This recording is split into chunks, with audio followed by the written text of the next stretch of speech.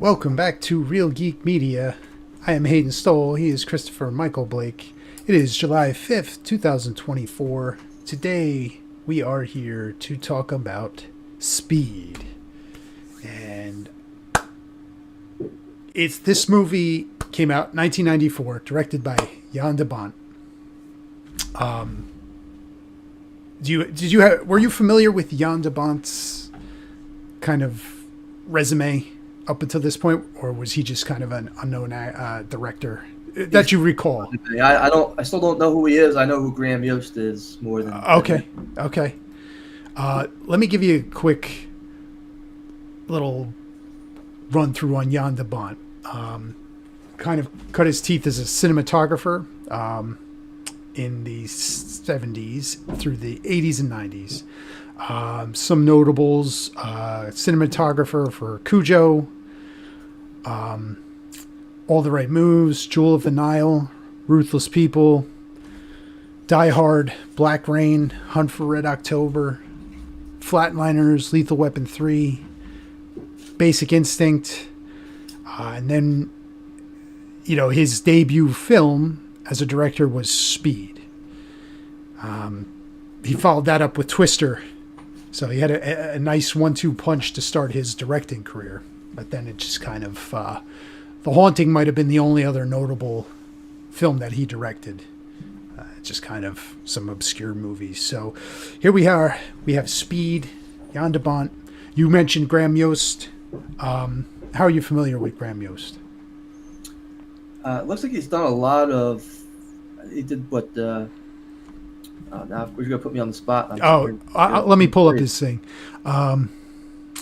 There's some big ones on there. Yes, sure. Speed, Broken Arrow, Speed Broken Arrow 2. was the big one I was thinking of. Yeah, Speed 2 we can kind of forget about. Yeah, Hard Rain, Mission to Mars, Planet of the Apes, the Tim Burton one, Band of Brothers, Last Castle, Boomtown series, the Pacific, Justified, The Americans, Slow Horses, Master of the Air, which is the most recent one. So he's got a nice long track record of some solid writing, producing.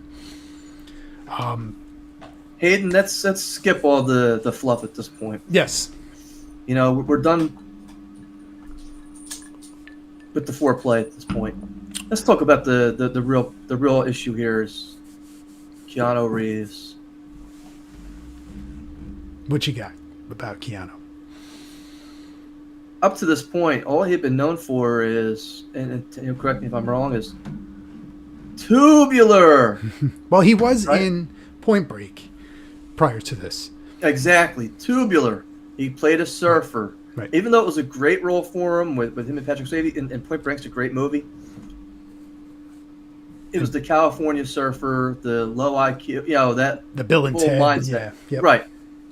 And this really kind of shifted him to number one action star, number one filmmaker. You're not getting $20 million a film until this movie. Yep. This movie was run on a budget of $30 to $37 million. And make no mistakes about it. It was the attraction between Keanu and Sandra Bullock, because this catapulted both their careers. Yes. Tremendous, really did it. Tremendous chemistry between those two. So cut with the foreplay. What'd you think about Keanu Reeves in this movie? I thought it was great. I thought he was great. He's able. This showed, like you said, he's able to carry an action movie. He still sounds like the Bill and Ted. He can't change that, but he looks the part. He's physical. He's serious about the role, and it just worked. Like, you bought into it that he was this SWAT team guy, and he's an action adrenaline junkie. Had to be on the front lines and in the mix of everything. I thought he was great. I thought they, against type, but he nailed it, and it really set up his career as an action star for The Matrix, which was 5 years after this. So Hayden, I have to ask, Dennis Hopper in the movie He needs to get $2 million, right? That's the sum he was asking for? I think it was 3. Okay, 3. Yeah. Do you know how many ads on realgeekmedia.com that could buy you? A lot. Now, once we're done giving you our pyramid scheme price, I can only tell you that probably I would put you in the tier God Hawk 2 spin on that thing tier.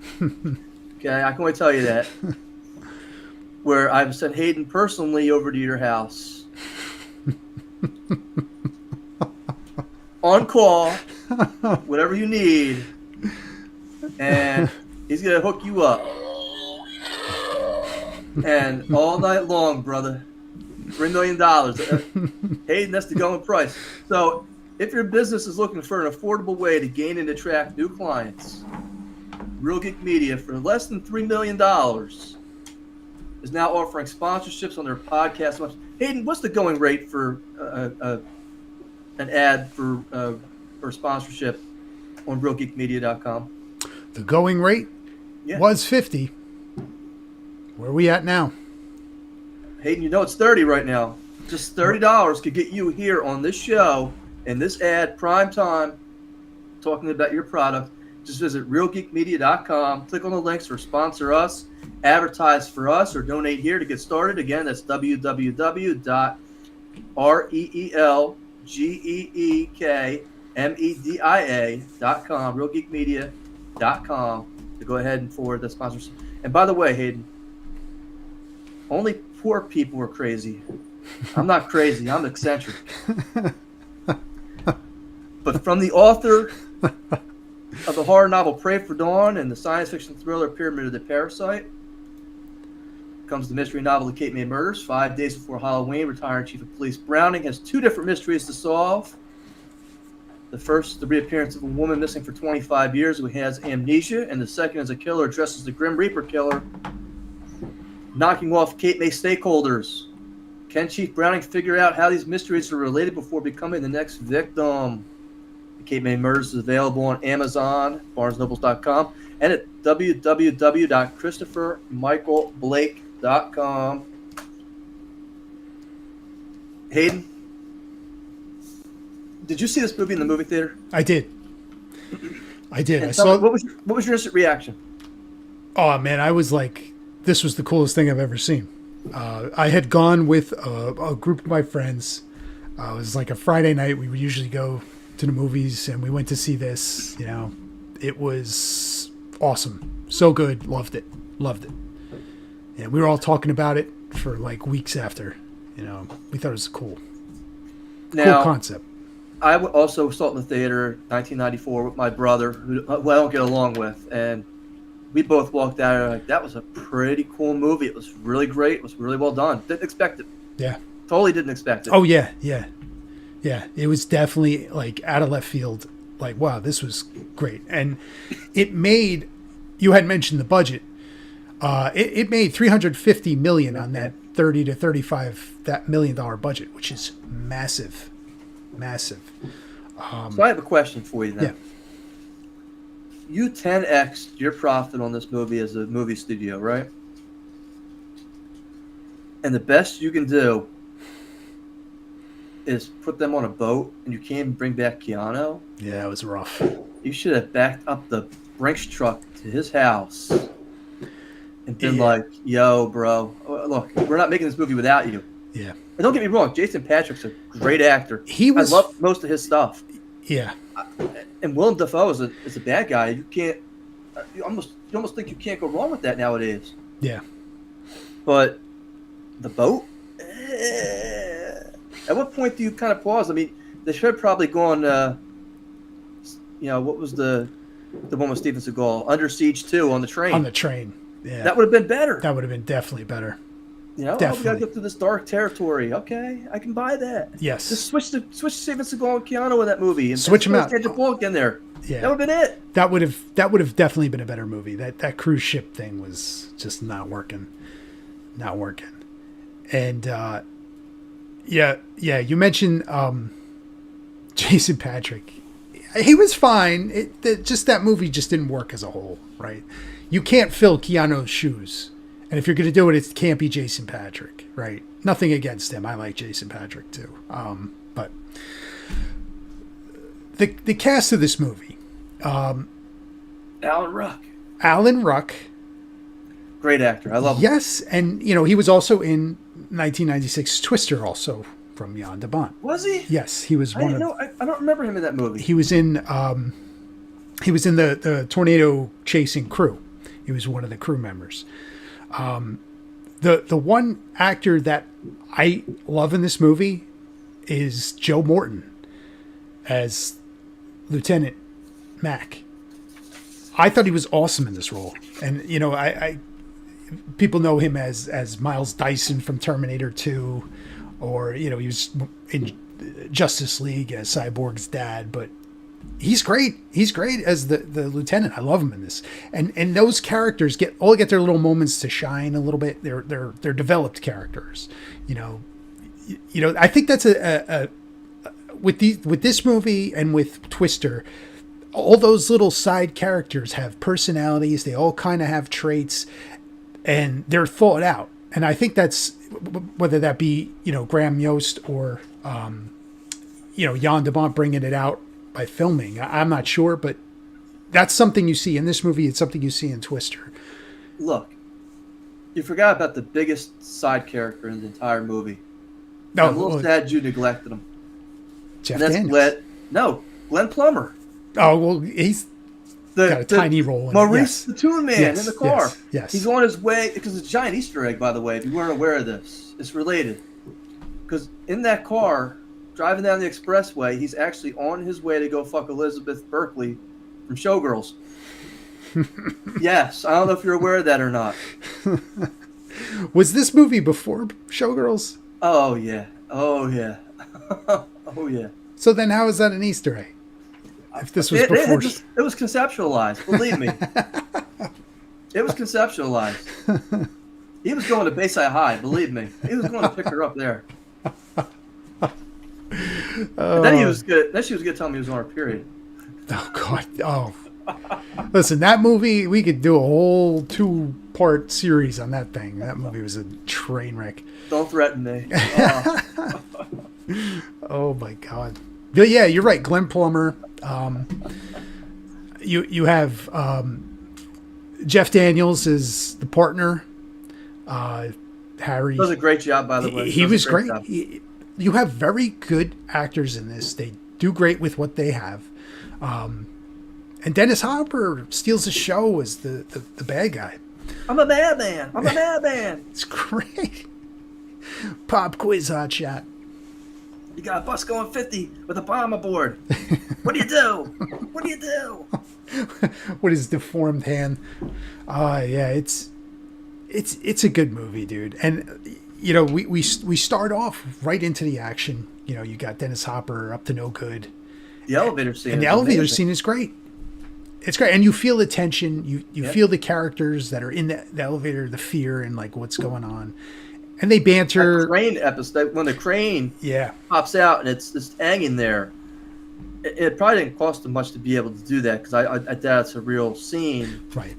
But yeah, you feel it. Yeah. And then the hole opens up, and he's like, "I'm not getting off of this. I'm not getting off of this." And it's like, yeah, it's fine. You don't want to leave. That's fine. That's on you. Yeah. I don't know. Yeah, some well shot action, a great plot, pretty, like, for the time, like this kind of plot. I don't remember ever seeing something like this. Right, the bus has the bomb. And it's going to explode if you drop below 50. Like, that's just like, holy shit. If they're driving the bus through the city, they're going to have to stop. How are they going to not stop, right? And you're an audience like, they're dead. Somehow they're all going to die, right? So just kind of keeping you on the edge. Unbelievable at the point where they jump the little chasm in the road. But it is such a climax part of the movie that you feel like you're on the bus. Yes. And when they do make the Dukes of Hazzard leap over the little... That's what I call it, the Dukes of Hazzard leap. And they land, and you land safely, and everybody's cheering, and it's like, wow, I feel that. Yeah. The emotional spent energy, I feel that. Yeah. It was really, really great. And, he shows a real talent for directing action. In this movie, it was just great scenes like that. We're introduced to Keanu Reeves and Jeff Daniels. The first scene we see them is their car flying through the air like Dukes of Hazzard, which is absurd when you watch it again. But that's them. It just, they're out to be on the front lines of this stuff. Hayden, if there's ever a terrorist holding me hostage, you have to shoot me to get to him. I'm not authorizing you to shoot me. Shoot the hostage. You're crazy. Ain't happening. Ain't happening. So we didn't even really talk much about Sandra Bullock in this role. Now, tell that wildcat. Yes, the wildcat herself. Prior to this movie, which I'm trying to recall, I got to look at her filmography. I don't know what she was in. I don't think she knows what she was in, so don't feel bad. Yeah, prior to Demolition Man. Okay, was that before that? I think so. It was 93. Yeah, that was the year before. Right, yeah. So that's the movie I think that kind of put her on the map. Which I liked, by the way. I did like Demolition Man, and I thought she was very cute in that movie. Yes. So that put her on the map, and then we have Speed, and that was back to back. She's now a star, and then which led to The Net and A Time to Kill, and great movie. Yeah, then you got Speed 2, Practical Magic, so on and so forth. Right. So this really spun her into stardom, as it did, make Keanu Reeves the bankable action star. They have great chemistry in this movie. They really have great chemistry. It's so well cast that you're rooting for these two. And sometimes you find like I like that character, but I don't like this character. You love both these characters as the leads, and you're rooting for them the whole way through. And it's believable, right? Like, she's just a passenger on this bus. She's nothing special. She's just a passenger, and she's trying to do the right thing, helping the bus driver. She knows she's friendly, and she's jumping up and driving the bus, right? And you feel those scenes where Keanu's thinking and trying to put it together, trying to think of what they can do next, and he's, you're there with him. You're like, well, how are we going to get out of this, right? It's well acted, great direction, great action. It's a fun movie, man. The push and pull between Sandra Bullock and Keanu Reeves. He's on the bus, and she goes, "Why is he doing this to us?" Well, it's not really about you. It's a game. We're playing cat and mouse, and if I beat him today, he'll go ahead and I'll do this tomorrow. And she says, "I'm not available tomorrow.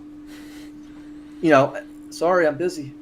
That's push and pull. It's like, okay, well, I'm and then it's, I gotta tell you, my license is revoked. It's the way she got away from Alan Ruck earlier in the movie by the gum. With the gum, yes. Which, by the way, was totally improvised. I didn't know that. That was really? Improvised. Yeah, really? She came up down the spot, and look, I have gum on my hand. Yes. That's brilliant acting, though. Great. It is. I give her full credit for that. What for you is the most? Because there's a lot of them in this movie. Is the most dramatic part of this movie for you to watch? The part towards the end where she's chained to the pole in the subway train, right, with the explosives, and it's looking kind of grim, right? They've dispatched Dennis Hopper at this point, and it's like, all right, all before he, frees her, and they pump the gas and crash it through.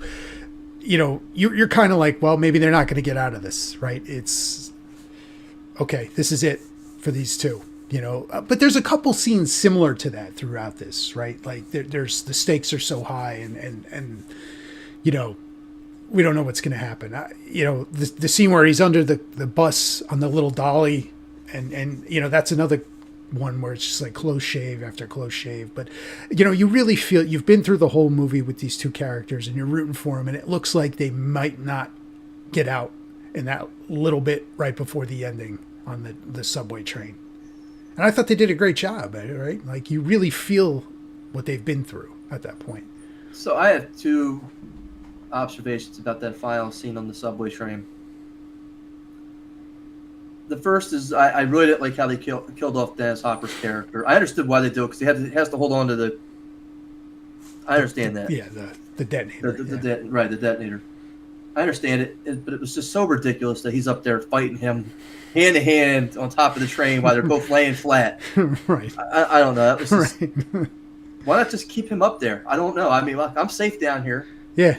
And then the second one is oh no, the subway train's on an unfinished track and we're gonna crash. We need to speed it up. I turned to my daughter because I was watching the movie with my daughter. She liked the movie, by the way. She was like, oh, everything was just big and yes. It's not a terribly, violent movie, right? And it has its excitement parts. And I turned to my daughter and I said, see, I would have thought, why don't we slow this down?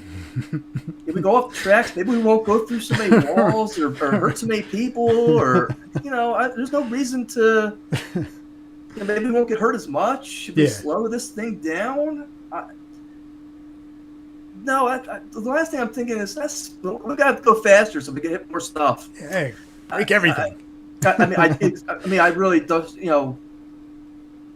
Maybe I'm wrong with that line of thought. I don't know if there's a technical expert out there who can correct me. I don't know. I know your brother's an engineer, right? So maybe he can answer that question. I don't know. Or patch him in and ask him. That's just the time to do it. But yeah, for me, the most gripping and compelling scene was actually where he got into the bus with the dolly and they hit the piece of tire and the tire thing comes undone and the big man's having to lift him out. Yes. He goes, oh, did you fix it? And, yeah. We didn't blow up. Yeah, that's a great scene. It really is.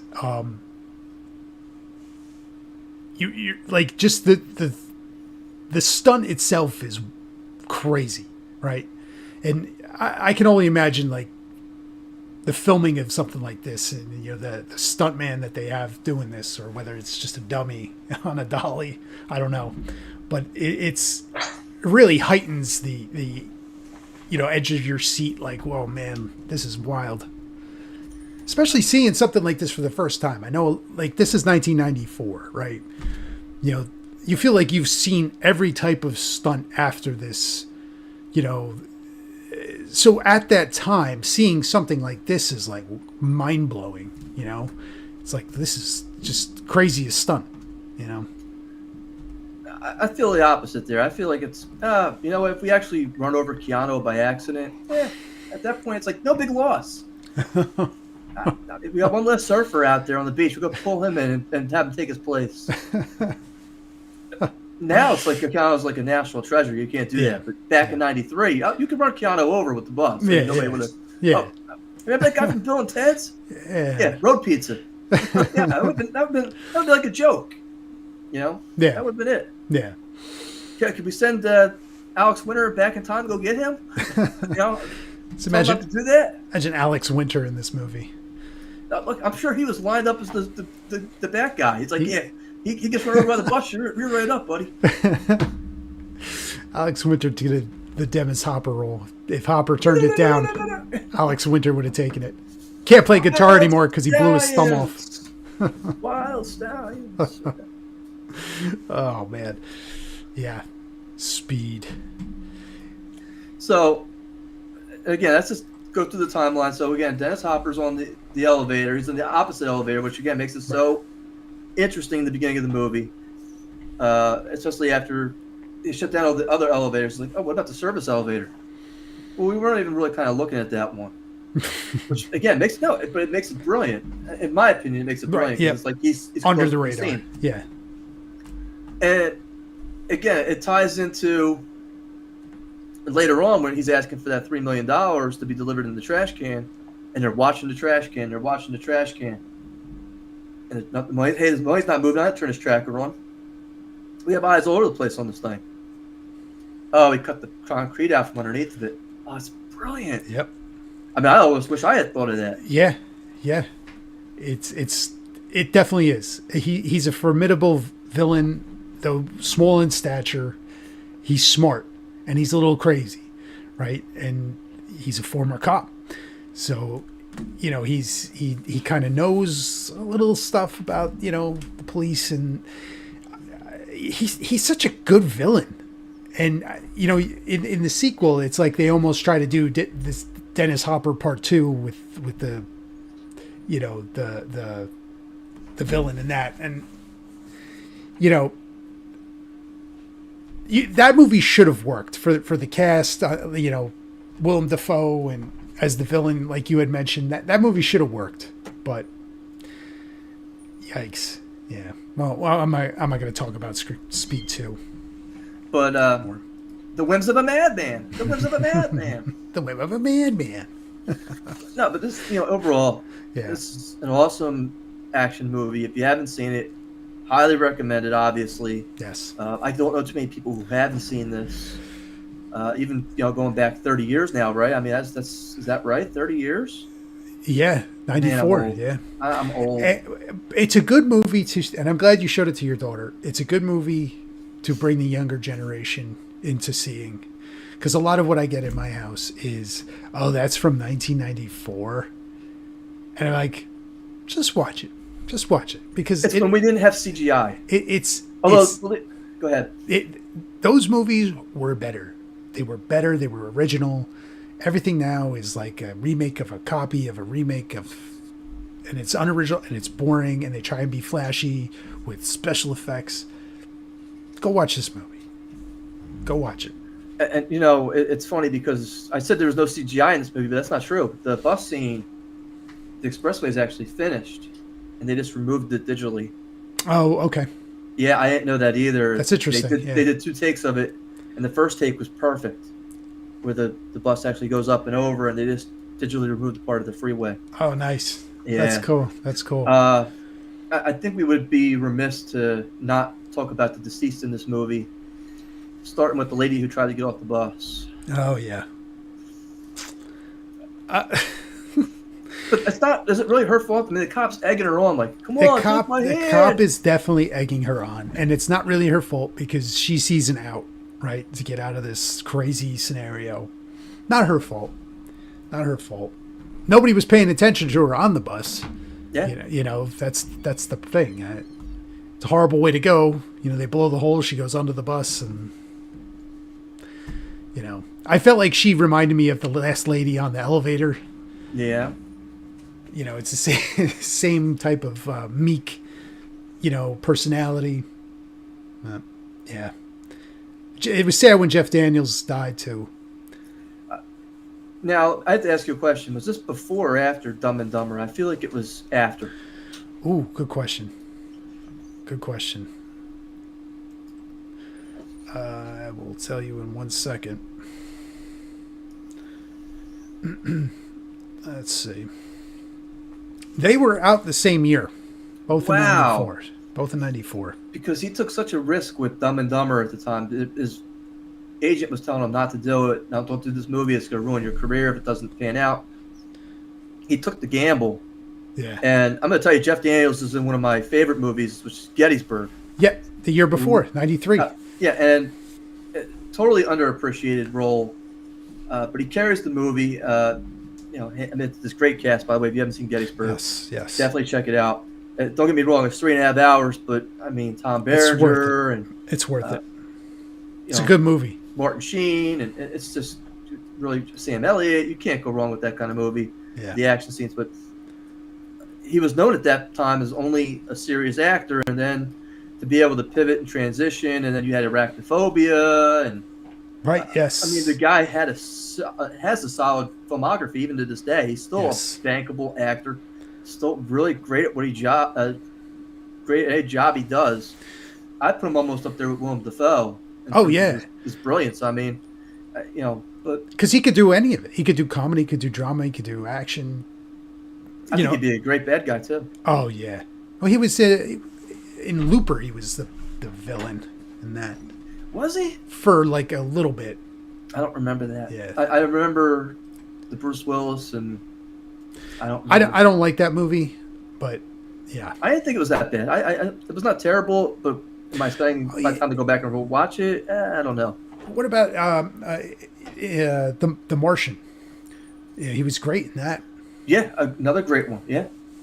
And he's such a relatable character. Not maybe it's not so much the character, but just his personality and the way he comes off on screen is very much like you can relate to this guy, right?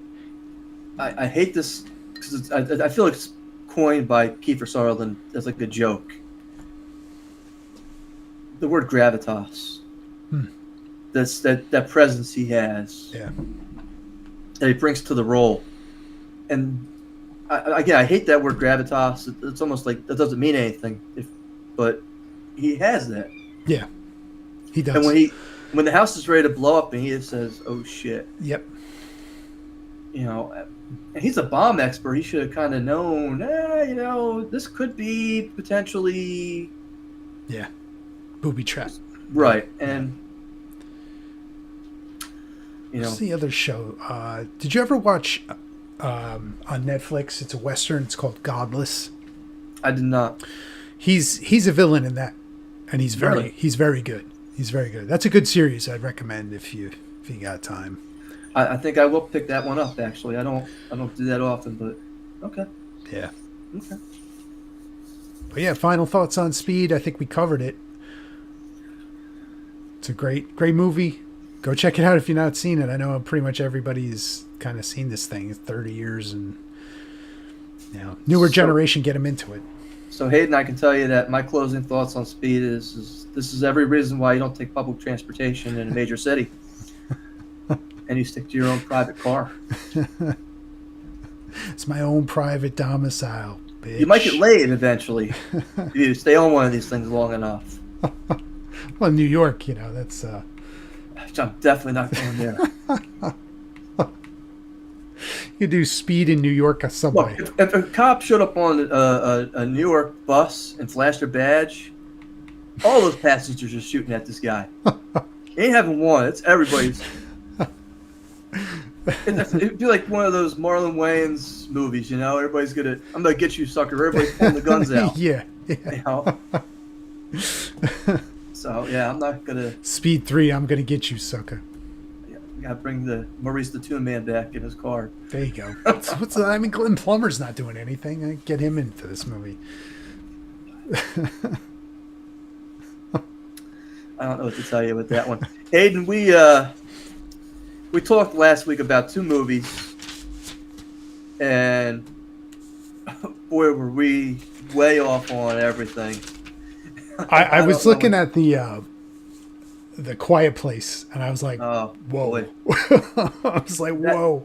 So for those in the audience who didn't listen to last week's, we covered box office projections and where we give our take on the movies that are coming out and what we think they're going to do opening weekend. And one of the movies we picked was A Quiet Place, Day 1. It opened June 28th. And I guess as an opening box office weekend in a down year, 20 million conservative. Hayden thought a little bit more of the movie based on its director and how well the franchise is done. He said 24 million. The actual retail number, Hayden, was $52.2 million. Yes, I was shocked. And it's gotten decent reviews from what I've read. Yes. Still am not anxious to go out and run out and go see this. I'd rather go see Maxine. I'm waiting on that one. Though I do say, I think it says something about this franchise. People are into this franchise. That surprises me. But, this is a prequel, right? And we were talking about it last week, that there is a sequel, Quiet Place 3, in the works. So, off the heels of this, I got to think that movie's going to do well, too. John Krasinski's laughing his way all the way to the bank. Yes, sir. He can put all the staplers in Jell-O he wants. The second movie we looked at was the Russell Crowe movie, The Exorcism. Ooh, spooky. And Hayden, you guessed $12 million. And I, of course, guessed $11 million. Actual retail number for opening weekend was... Uh-oh.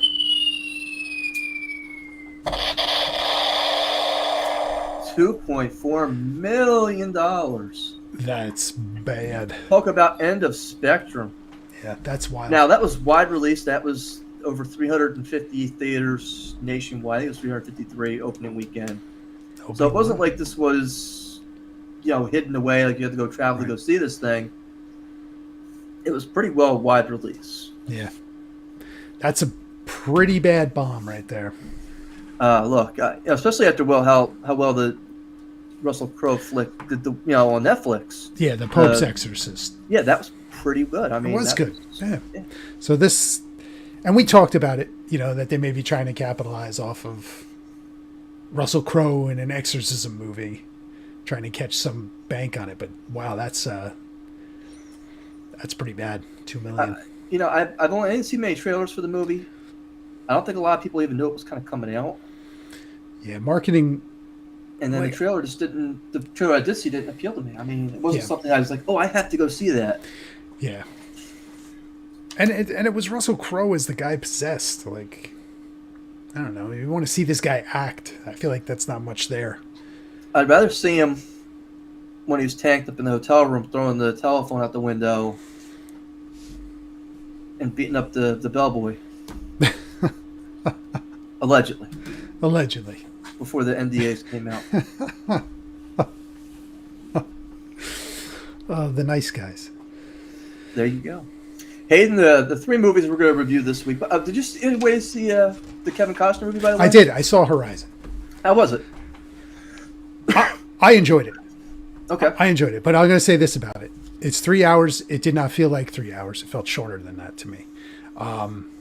So it's a very grand, it's a very epic, more of a classical type of movie. It didn't do well at the box office, and there's something to be said about Kevin Costner doing like a passion project. It's a very well shot, it's a very well directed, very well acted movie. Some good action, a lot of nice set pieces, but what it essentially does is set the board for the future installments. You kind of have a feel for who these characters are, and it puts them kind of all on like a converging path, before it ends. I enjoyed it, man. Like, if I had time, I'd go see it again. I enjoyed it. Wow, okay. It's one of those things where, people are very quick to bash on Costner, but man, this is a really well-made movie, and it's a very classical type of film. There's romance, there's heartbreak, there's action, there's death, love. It's got everything in that little period of time of westward kind of expansion. And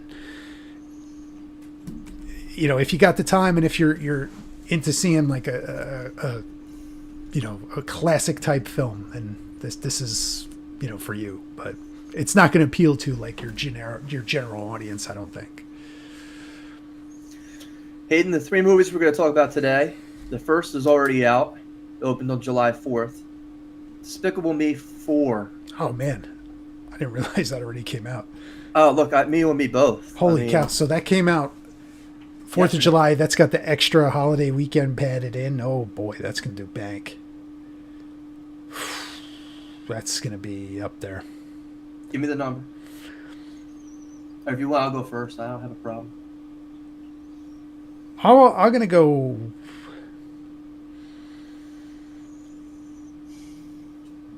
I'll go 65. That's a good number. I originally thought 60, and I thought that might be low after seeing how Quiet Place did. Yeah. Now I have to factor in the fact that this movie's going to appeal during a heat wave to a lot of different people. Yeah. The first number I was thinking was 75, but I thought that's the number I'm going to go with today too. And Hayden, I got to win one of these sooner or later, because I think it's the last one. We did. We did. We split, but I gotta go 75. I think 75 is a solid guess, man. This is going to do well. These movies have a track record, and this is a holiday weekend. The second movie we're going to discuss today is Maxine, the Ty West movie. It's the third installment. You didn't like that so much, from what I've gathered off of Instagram. I'll say this. about. I had posted something in response to an X article where they said Psycho or Maxine, which do you prefer? And I said Psycho. And Psycho is the better movie. It's a classic horror movie. Now, not to No say argument. No argument. Not to say anything. I'll say this about X. It's a very generic movie. The setting is what does it for me. Like the 70s setting, the 70s feel. It's very grainy looking. I thought that was cool. It's very generic plot. You know, I don't know. The the nudity. Well, yeah. Brittany, was it Brittany Snow? Brittany Snow, yeah. Oh. Hey, look, I'm there, man. I'm there. Now, it didn't do enough for me to make me want to watch Pearl, but fortunately, from what I'm hearing, you don't need to watch Pearl to watch Maxine. Pearl is by far, in my opinion, the stronger movie of the two. Now, without saying too much before we get into Maxine, I've never really read anything about Ty West. I've never heard an interview about Ty West. I kind of get the feeling that he's the type of director that's in love with the smell of his own farts. You know, if to make this a movie series based on this one character who's not super interesting in X, I don't know, man. The thing of it is, though, is that they were able to. I think they filmed part 1 and part 2 back to back, and they were able to do it on a super tight, I think like $5 million budget or something like that. Yeah, and the movie, by far and away, made its money back. No question, no question. And I can't say anything about that, right? Like if you're gonna do, and these are horror movies, right? Budget's gonna be small, return's gonna be big if it's something that catches on with people. And listen, this movie has a lot. Maxine has a lot of goodwill. It's like a lot of people like X, a lot of people like Pearl. It has a lot of goodwill going in. I've not heard anything. I've not heard spoilers or, any of that stuff. I know. I read one review from Stephen King said he liked it. That was it. I don't put a lot of stock in him anymore, but, listen, the guy, it's hard to argue sometimes. Like he's the master of horror through the 80s, right? 90s, early 90s. So, if he likes something, then, I'm sure there's some merit to it. Is this a wide release? It is. Here's the thing. I've not seen a trailer for this movie. I have, and... But did you search for it, or did it come up as a commercial somewhere? I think I went to the movies and I saw it playing. Oh, okay. But did it interest me to want to go see this? If I hadn't seen X and Pearl, no, I would not want to go see this. Okay. So, just based on the trailer. The only thing I can say that caught my eye in the trailer was the fact that Kevin Bacon, for some reason, is running around in this movie. And, he just did the Axel F movie, too, and I'm like, So... He's really trying to go back to his career. I don't know, at this point. I think Ty West has talent. I think there's something there. I did see In a Valley of Violence. I don't know if you saw that. No. All right, that's Ethan Hawke, John Travolta Western that he directed, which was not terrible. It was fine. I enjoyed it for what it was. You have two very good actors in there. It's a small movie. It was fine. Like, I like the nostalgic feel to X. And this is a movie that I think Maxine is taking place in the 80s, and she's like a hooker. No, she's trying to become a movie star, and Richard Ramirez is the Night Stalker's running around killing stars off or something. Oh, I thought she was like walking the streets as like a prostitute. She may be. I didn't see much of the trailer. Okay. I'll say I think it's more niche than mainstream. Just that's kind of the feel that, like, you've made a trilogy with this character. Well, Pearl kind of related to this character because that's the killer from the first, the crazy old lady. I just don't know what like you had mentioned, like a general appeal. If you liked X, if you like Pearl, you're seeing this movie. Right, there's no questions asked. And I'm going to go see Maxine. This is the one of the movies over the summer that I had checked off on my boxes. I wanted to see this movie. Yeah, so Exorcism bombed. But Strangers did better than expected. It's hard. This is a tough one. This is. I'll give you my number if you want, Hayden. I'll throw the first number out, and you can go higher or lower based on what I do. Let me give you. I'm going to give you 7.5. Wow. So I'm going to say that's low. And if we were on Prices Right, I would say 7.6. just to make sure I got it, but I don't have to do that. I'm going to say 11 million. Okay. I don't think this is breaking the bank by any stretch of the imagination, but this is for people who went to go see hardcore horror movies are going to go see this movie. Not your typical PG-13 where there's no sex. Right. You're going to see, like, what was the horror movie we recently saw? Violent Nature. A Violent Nature. This is who's going to go see that movie. This is who that's going to appeal to. Sure. I don't disagree. I have just this thing that I don't know. I don't know. Like, for me, was X strong enough to spawn 2 sequels? No. I'm going to tell you now. Check out Pearl. I'd see that movie. It doesn't even look that interesting because that old lady was like. No, Hayden, I'm telling you. The end credits will stick with you for the rest of your life. Oh yeah.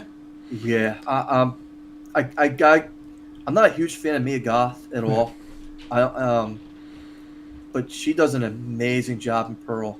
I can't take that away from her. One, that the character is twisted up in the head. Yeah. There's a scene with the scarecrow. I'm not gonna go into it. Right.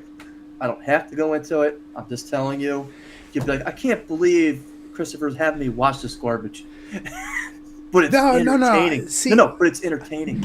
And I'm telling you, the end credit, the last 5 minutes of the movie, you're gonna be like, it's gonna turn off now, right? No. And she holds it for.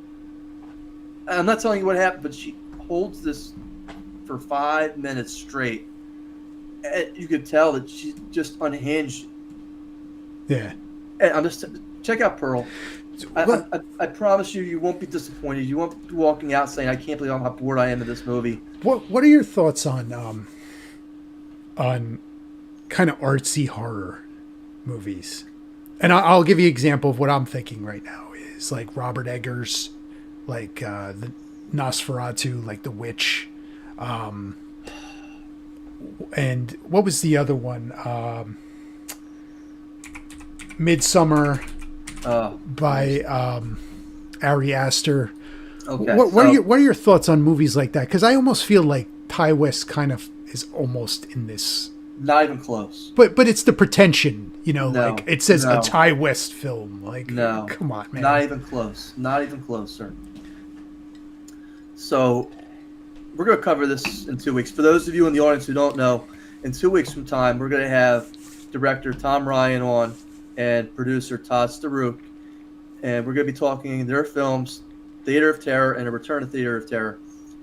And the first thing I'm going to do is congratulate them and say thank you for making these movies because they're art. And whether anybody wants to sit there and say that they're art or not, that's the interpretation of the person who's viewing it. You can like it or dislike it. And not all art's going to make money. And sometimes it's more about the passion and the effort that you put into the final product. And people don't realize that it takes a lot of effort to put yourself out and put yourself forward and be able to say, this is the best product I could do with it. But not having a lot of money, with making it, doing what I can with it. Yeah. It could be bigger box office, but you start to see the little things in these films that the directors take the time to do. Yeah. And I get back to your question about The Witch and Midsommar. I haven't seen Nosferatu. That's coming out, right? That's coming out this year. Yeah. Okay. You just ruined that movie for me because I hated Midsommar. I almost wanted my 2.5 hours of my life back. That's a different director. Yeah. The Witch was. I almost wanted to. I'm not suicidal on any point, but if I had a gun and I put the gun in my mouth, I would have pulled the trigger. And the hype for this movie online was so great. I was like, I have to go out and rent this movie to find out what's going on with this movie. Yeah. And when I almost felt like I was robbed, and I was looking for that $6 back in my back pocket, And I love the actress. We talk about her, Right, yeah. Anya Taylor Compton Anya, Smith, whatever her name is. Right. Anya Taylor-Joy. Right. And I like her as an actress. I really do. If you haven't seen The Queen's Gambit, check it out. It's on Netflix. She does a great job. Uh, so I really don't have a problem with her either. But man, The Witch was so bad, and I'm sitting there watching this, and I'm like, it's such a different vibe and feel from when an evil lurks. Right. Mm-hmm. If you've seen that movie, if you haven't seen the movie, it's an Argentinian movie. It's subtitled, but man, that was one of your top movies of last year, right? Oh, the top horror movie I've seen ever. If you believe me, it's gonna be on the review list for next year, so I'll make sure you're watching it. But don't worry about that. We'll get to that next year. No, it's not like I just fallen over every horror movie that's out there. You gotta give me something to hold on to. In Midsommar and The Witch, I just felt like nothing's going on. They're boring. Yeah, they're very boring. The best I can give you a comparison to would be what's the one where they're lost in the woods? The Blair Witch. Blair Witch is similar. Yeah. Look, I understand what they did. They made a horror movie for $80,000 or whatever it was. They put a guy in a corner, and they pan the camera around, and they give you a bunch of folklore. And they did a great job marketing it. Yeah. At the dawn of the internet, when the internet first came out, they put this thing online, and they hyped it up. People thought it was real. Yeah. But not a lot happened in the movie. Right. Yep. And that's okay. As long as you understand that, that's okay. Midsommar, it's 2.5 hours long, and I'm sitting there. Yeah. And don't get me wrong, it has some decent scenes in there, like when the guy falls off the cliff, and when the guy's dressed like the furry having sex, and then they light him on fire. Okay, but to sit there and wait for 2.5 hours for that, I was just kind of like even the ending of that movie was not. It was not enough for me to be like, yeah, that was good. Like as odd as that movie, the end of that was, it's just like, what is this? I agree with you, and I had just said it about Kevin Costner in Horizon, right? He put his own money into that movie and it bombed, but he made it the movie he wanted to make, right? And it's similar to what you're saying with these directors who put their love and their art and their work that they love and they like, and for whatever my reservations about Pearl may be. You're saying it's a good movie, and I know your movie taste, and I appreciate your movie taste, so I will check it out. And Maxine, we'll see what it does. I mean, neither one of those other two movies grossed very much, so it's hard to kind of gauge. This one has a more A-list cast, like you had mentioned. I don't think they needed it. I really don't think they needed to do an A-list cast. I think people volunteered to do it after seeing the last two movies and how well they did. Yeah, isn't Giancarlo Esposito in this thing? Look, if he's as much in it as much as he was in Abigail, you'll blink and you'll miss him. Yeah, in and out. I feel like he's in everything. Look, I just found out the other day he was in Unusual Suspects. Yeah, he was the one. The detective. The Fed guy. Yeah. Yeah. Yeah. They mentioned Kaiser Soze yet? Yeah. Hayden, the last movie we're going to talk about tonight is a July 18th release date. Okay. Twisters. Because we're not going to have an opportunity, I think, next week to discuss box office totals. Right. Twisters. This I think is going to do well. I happen to 100% agree with you. The hype for this movie, again, I wasn't a huge Twister fan, but I love Bill Paxton. The movie was okay. I just was not like a huge blown away fan of seeing a cow do a 360. It's one of those, I can't believe it's took them this long to make a sequel to this kind of movies. I'm glad it has a sequel. I'm interested in it.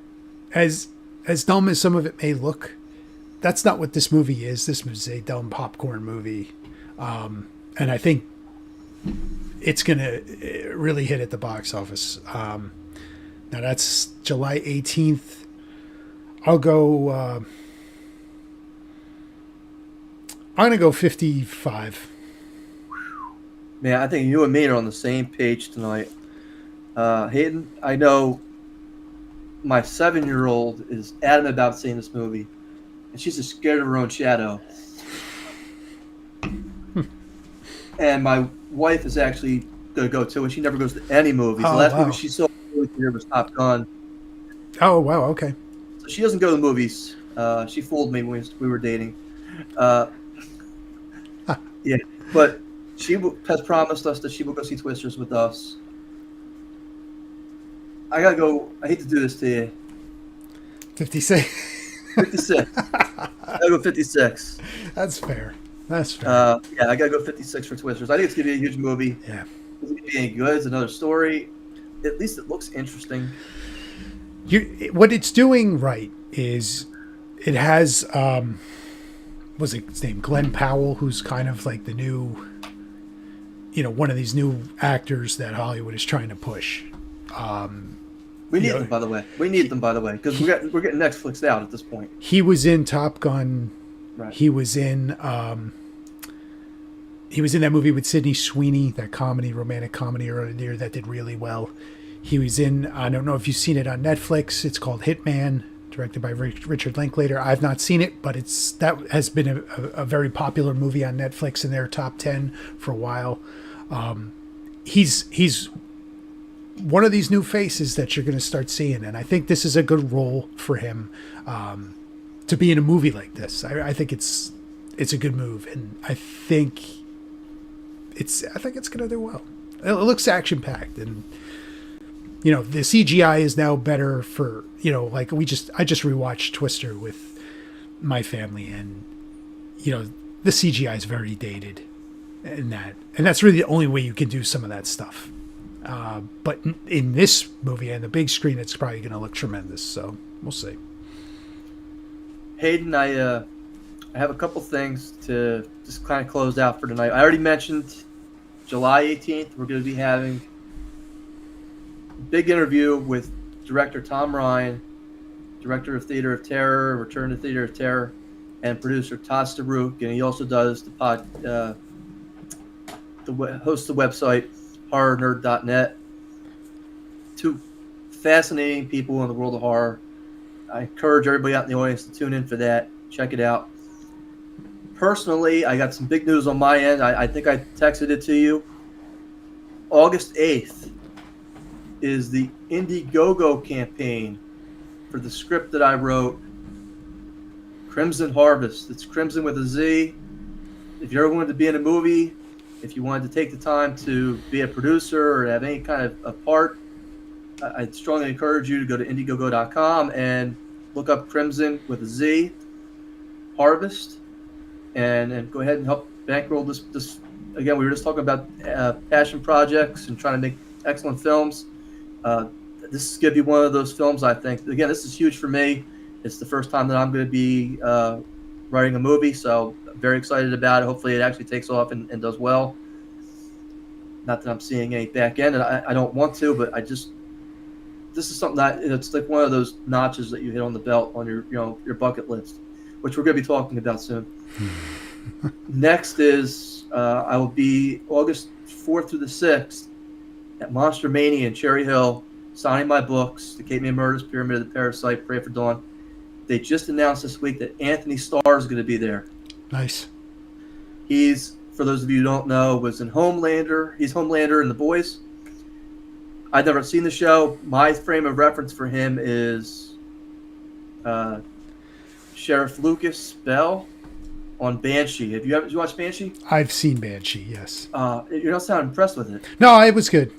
It was good. That was the thing. Yeah, I know. Oh, come on. Listen, that show came out at the same time like True Blood was going too on HBO, so it was kind of like I was watching more True Blood than Banshee. But look, the sex in Banshee and the chicks blew away True Blood, because by that time it was like True Blood was it was kind of terrible. It was a train wreck. But yeah, every time, I mean, people are getting killed left and right. They got the Amish, and come on, man, it was awesome. You got the gay hacker who's fucking people up. I mean, come on. But he's not going to be the only star there. He'll also have Robert Englund and Heather Lampkin are going to be there. William Shatner's going to be there. This is going to be a huge show. Mm-hmm. So if you are not already booked for August 4th through the 6th, encourage everybody to go to monstermania.com and buy your tickets, get your photo ops. Major celebrities are going to be there. Doug Bradley's going to be there, Pinhead himself, as well as Clive Barker. Nice. So again, that's a huge lineup. That is a big lineup. I can't look, and then I throw myself off. By the way, Christopher Michael Blake's going to be there. I had to pay to be there, but hey, look, we'll keep that between us. So again, big news. Yes, very good, very interesting, very cool. I'm happy for you with Indiegogo. So everybody check that out. We'll keep you posted the closer it gets. Send out some reminders on X and our socials. But absolutely check these things out, guys. Christopher, we're going to come right back with our news stories. Any closing thoughts here, box office and speed? I'm good. All right. Keep that bus over 50. We